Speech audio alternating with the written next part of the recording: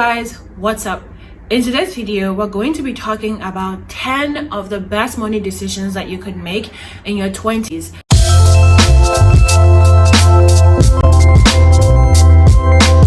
Now, I am taking these lessons from things that I wish someone told me in my early 20s when I was busy buying up bags and purses, during which the same time Lavender Elizabeth was saving up her money to buy a rental property, which she bought at 23, and Maganda Bond was buying Facebook stocks.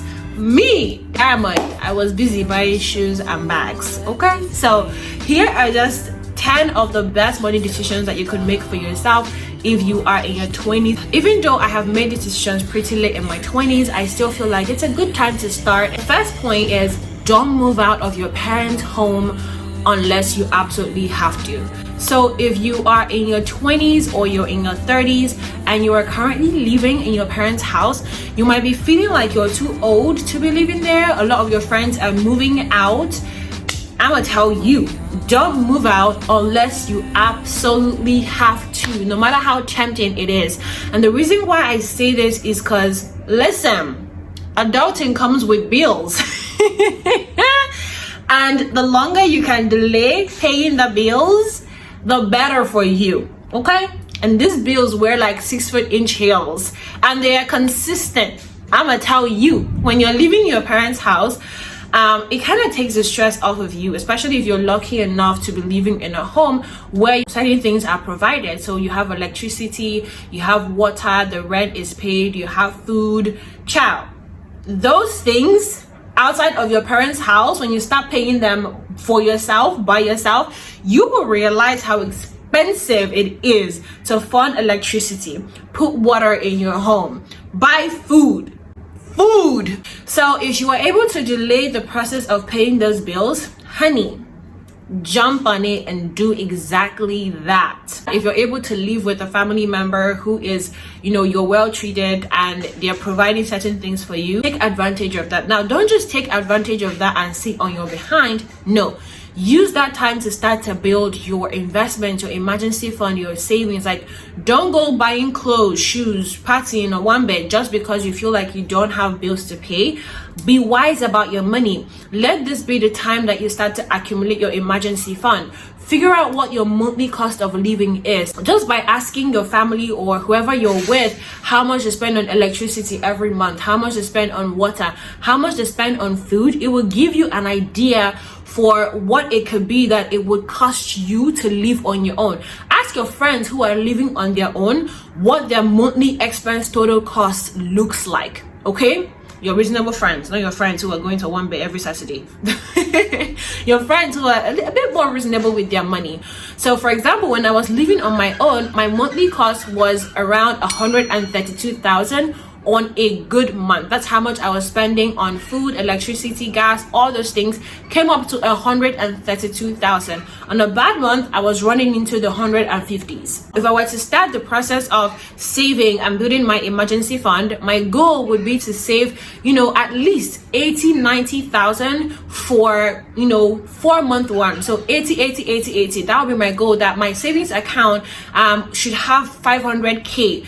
My emergency fund should have like 300,000-400,000 inside of them, literally. So even though you are living with your family, you are living with somebody who is carrying the burden of paying those bills, don't treat it like an excuse to get crazy with your money and behave anyhow with it. No, treat it like you are still paying bills. At the end of every month, send out money. Okay, this is money for this. Put it aside in your savings or emergency fund, because when you now have to move out and live on your own, whether you're moving out into like you're getting married and you're moving out, or you feel like you're coming of age, maybe you're turning 35 or some age that it's like your bulk number to move out, then that is a good time for you to move out. That money will come in handy and it will make the process of transitioning to living on your own a lot easier. I did not know this. I moved out at 24, and when I moved out of my parents' home, I only had 60,000 naira in my bank account.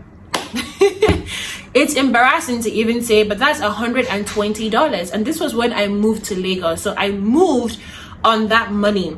Because I was so eager, I actually had a job that was waiting for me that would pay me about 150 grand a month.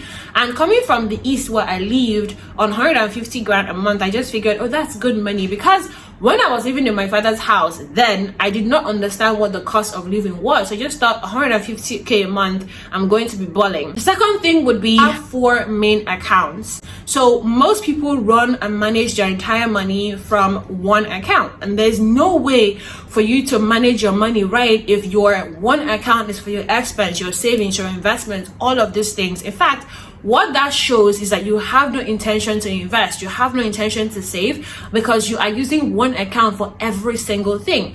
Now, someone watching this could be like, I'm only earning 50,000 naira a month, I'm only earning 70,000 or 30,000. That doesn't matter. It doesn't matter. What you want to do is to start to get your money habits right, so that when you start to do the work to grow your income, you can actually manage the money you get. We've heard of people who are earning 500,000. I know of someone that was earning 350,000, and yet they were calling their cousin for 50 grand. And their cousin was not earning that amount of money every single month. They had such terrible money habits that even though their cousin was earning less, they were still calling that cousin to borrow money from them. So my point is, if you don't start now to set up yourself to manage your money better, you will still struggle with this even when you are earning more money. Set up 4 main accounts. You need an expense account. This is where all your money goes into. All the income that you're getting typically goes to your expense account first. And then you need your savings account, the investment account, and an emergency fund account.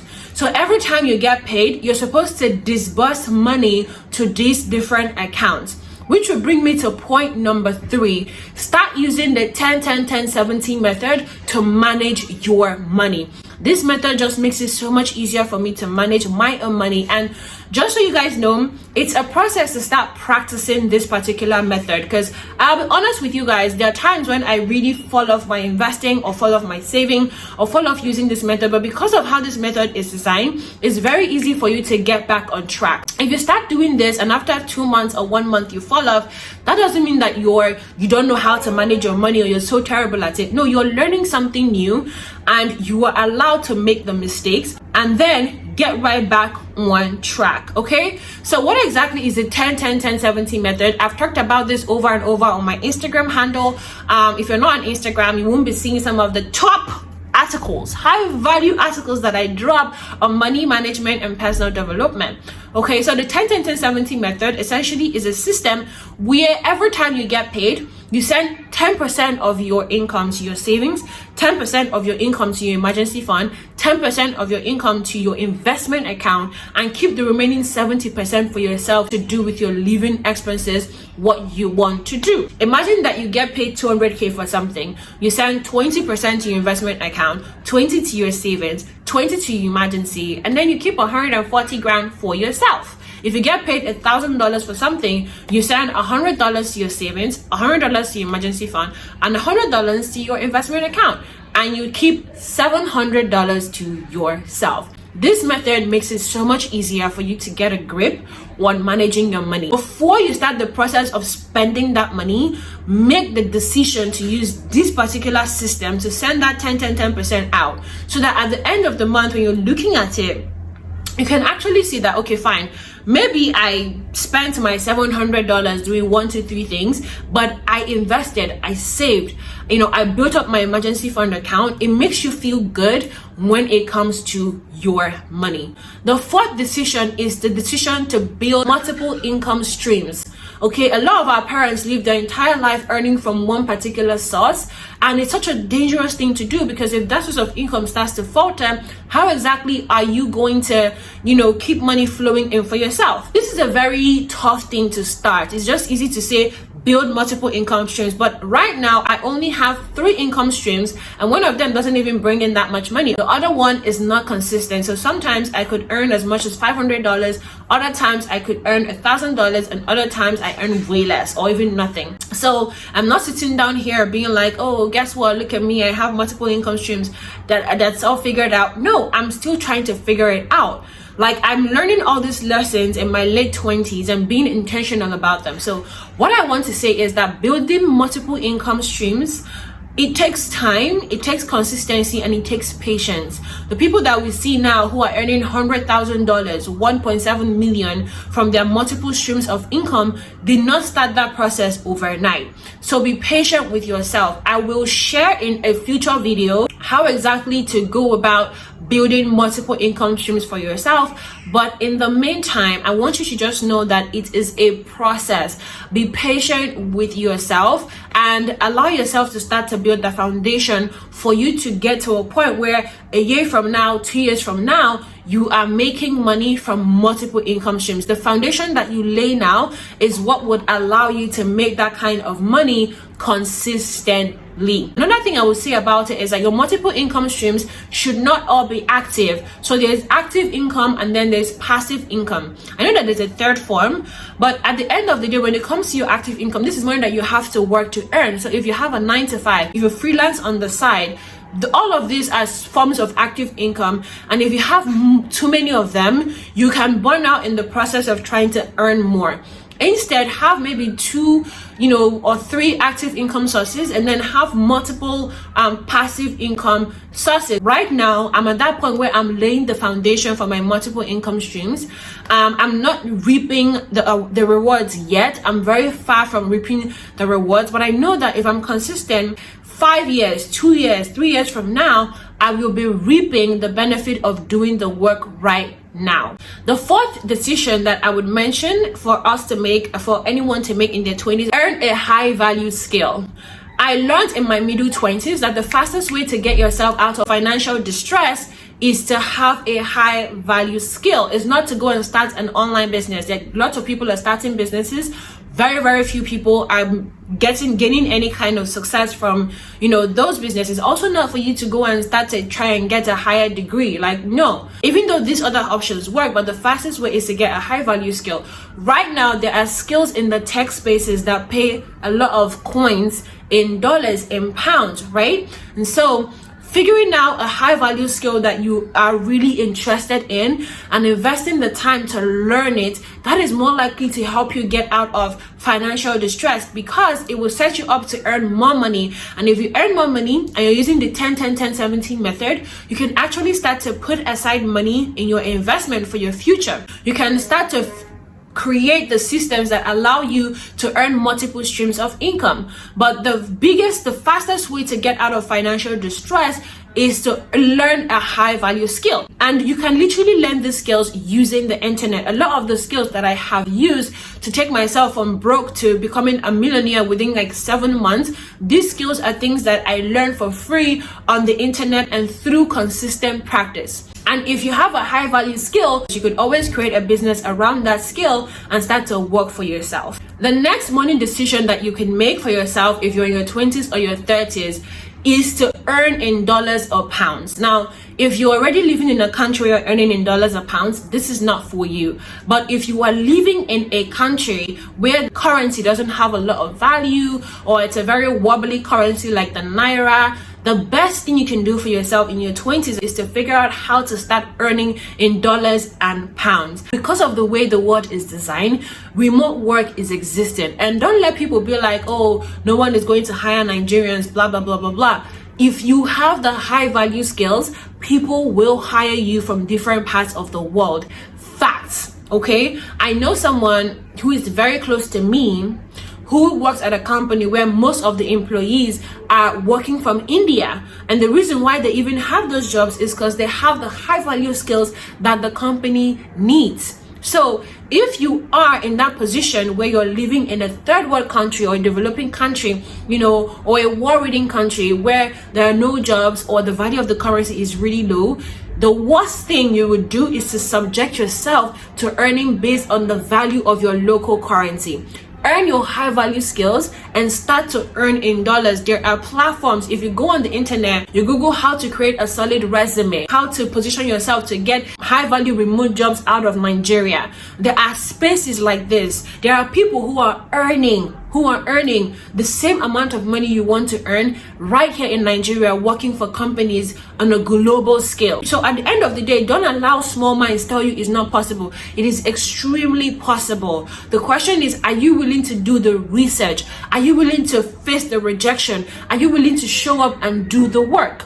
So do the work to get yourself out from earning based on the value of your national currency when that local currency really doesn't have any value, because you just spend most of your life just working and working and working for nothing. The next money decision I would say that I really wish I made in my early 20s is to invest in assets more than liabilities. Even as you are, you want to buy good clothes, do vacation and do all of these things, you also want to make sure that you are investing your money in assets. Be as passionate as you are when it comes to spending your money on looking chic and pretty or buying the fanciest car or blah, blah, blah. Have that same passion when it comes to investing your money in assets, because assets is what would allow you to leave the rat race. Have it at the back of your mind when you want to buy things, especially bulk things. Do I really need this thing right now? Is this thing going to bring more money for me, or is it going to be a liability? This is the reason why I'm not a fan of buying car when you don't need it.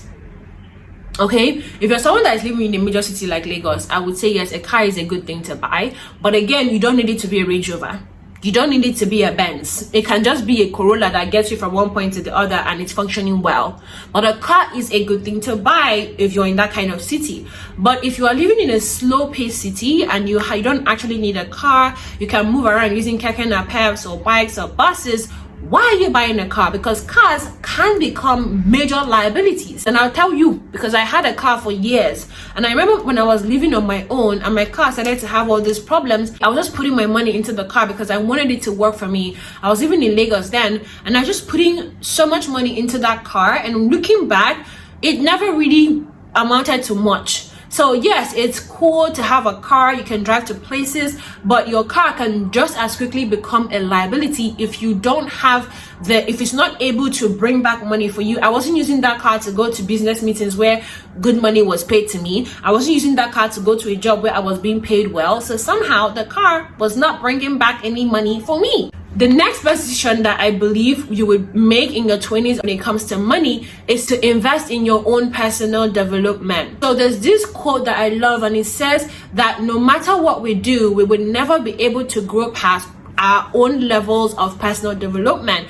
Our bad habits, our poor routines, all of these things would always get in the way of our own growth. If you are not investing and working on your habits, for example, if you're someone who struggles with saving, invest in becoming better at saving, invest in upgrading your skills, invest in having routines that help you achieve your goals, invest in your own personal development, whether that's reading books, attending seminars, conferences, listening to podcasts. The more you grow your mind, the more you are able to take action that would level up your life. If you are not able to grow your mind, empower yourself with information that would let you level up your life, how exactly are you going to do it? And it's not something that you stop doing in your 20s or 30s, but it's something that would really pay off as we get older. The next decision on my list is to work on our money mindset. Guys, I can't even... Okay, so my very good friend, Annie, if you follow me on Instagram, you would know her. She literally had an encounter where she was trying to go into, the real estate industry.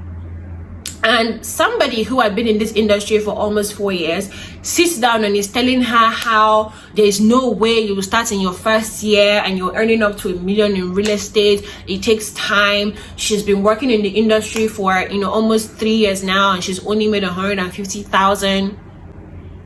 That is the mindset that she has. Like, it's not possible. But my friend has already earned way more than her in less than a year of being in the same space. Our minds would always get in the way of our growth, of our achievements. What we believe, we act out.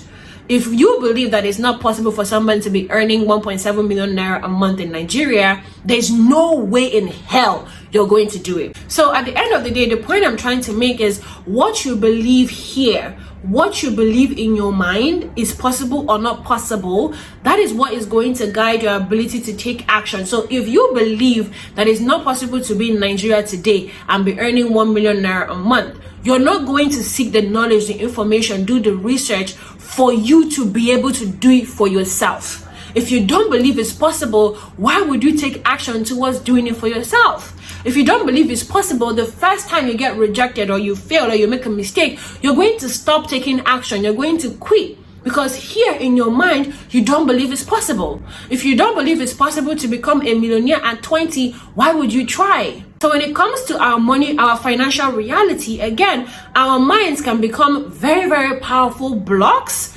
in us achieving the kind of financial growth that we want to achieve. I had this conversation with my keke and pep man one time, and he goes, oh, money is the root of all evil. And I say, money is not the root of all evil. He says, no, it is. People do all kinds of things for money. And I say, people do all kinds of things for greed, for love, for their ego. Why is money's own different? If you think about it, people also do good things because of money. Money in itself is not evil. At the end of the day, human beings have a tendency towards evil or good, and money is fluid. In the hands of an evil person, it will do evil things. In the hands of a good person, it will do good things. So at the end of the day, money is not the root of all evil. But if you have that mindset, how exactly are you going to create the kind of wealth that you want to create for yourself? If you don't think it's possible, it's not going to be possible for you because you will not take the action to make it a reality. The next decision that I believe that everyone in their 20s should make is to lose a sense of entitlement and dependence when it comes to money. Nobody owes you shit. And nobody is responsible for giving you shit. If you want to do something, if you want to, make 100,000, don't be looking for an auntie, an uncle, a brother, whoever to give you that money. Start to ask yourself, how am I going to earn it? If you're trying to make 1 million, how am I going to earn 1 million? How will I do this? And there are lots of legal, legitimate ways for you to make that money. Get with doing the research and get with doing the work. This point is, get out of the mindset, oh, my uncle doesn't want to help me. Oh, my brother, this is not their job to help you. It's their money. They work hard for that money. If you want to have, 100 grand, it's not their job to give you 100 grand. Think about how you can earn that money legally for yourself. So if you are sleeping in dependency, when you think about how do I raise 100,000, you think who is going to give me. You don't think how do I earn it. You think who is going to give me. It's going to be very, very difficult for you to step into your own financial independence and freedom. Now, don't get me wrong. There are times when we need people to help us. Asking someone for help is completely fine when it comes to money. But then it becomes a problem when that is the only way you think you can make money is by asking. There is no way you're going to get yourself to financial freedom and independence if that is your reality. So get into a state of mind where you're thinking about how you can earn versus how you can ask all the time. The next money decision I say that most of us need to make in our 20s is to invest with compound interest in mind. I released a video recently where I talk about how you can start investing with $5 only. Okay, so I'm going to link that video in my description box below for you to go and watch it to figure out how you can start your investment process with $5 only. But a lot of people will still not take action because $5 just seems too small. Every form of growth has compound effect attached to it. You wake up every single day and exercise for 30 minutes. Do that for 1 year. Go and look at yourself in the mirror. Right? You wake up every day and you work on your business for 5 hours. Do that for 1 year. Take a look at your business again. You will never be where you started. It's the same thing with investing money. Okay? You invest $5 consistently for 20 years. Look at your bank account 10 years from now, 5 years from now, 20 years from now. You will never be where you started now. So don't think about money, whether you're saving, whether you're investing, and be like, oh, the money is too small. No. Think about it in terms of what it can accrue to in the future. Okay guys, that will bring me to the end of this video. If you love this video, please give it a thumbs up. I would so much appreciate it. And if you are new here, can you help a sister out by subscribing? I'm investing your life with information. Can you please invest in my life with a subscription? Thank you and God bless. Okay, I have a question for you. What is one money habit that you really know that you need to stop? Let me know in the comment section. Have a good morning, afternoon, or evening anywhere you are in the world. Until next video, bye bye.